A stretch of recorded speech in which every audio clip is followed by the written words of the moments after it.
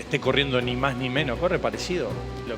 ম্যারাডোনার বিশ্বকাপ জয়ের পর পেরিয়ে গেছে 40 বছর, তবুও অভিযোগের ভাষা বদলায়নি। আজও কেউ কেউ বলে আর্জেন্টিনা নাকি ফিফার বিশেষ সুবিধা পেয়েই সেই বিশ্বকাপ জিতেছে। এবারও মিশরের বিপক্ষে আর্জেন্টিনার ম্যাচের পর সেই পুরনো বিতর্কই নতুন করে সামনে এসেছে। আর এমন অভিযোগে এবার সরাসরি ক্ষোভ ঝাড়লেন আর্জেন্টিনা কোচ লিওনেল স্কালোনি।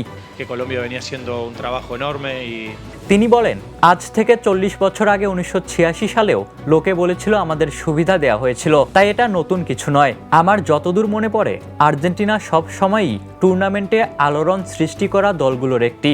প্রতিপক্ষ বা একদল মানুষ চাইবেই অন্য কোনো দল জিতুক, তাই এটা স্বাভাবিক।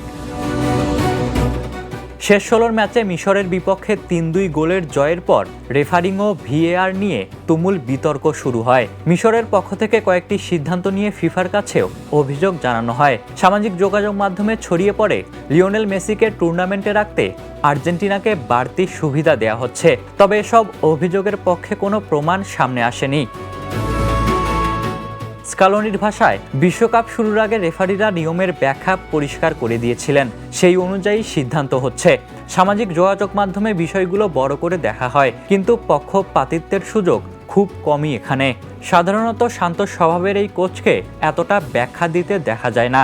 তবে এবার স্পষ্ট, আর্জেন্টিনাকে ঘিরে ওঠা বিতর্কে তিনি সত্যিই বিরক্ত। Ishtiaq Mahin, the news.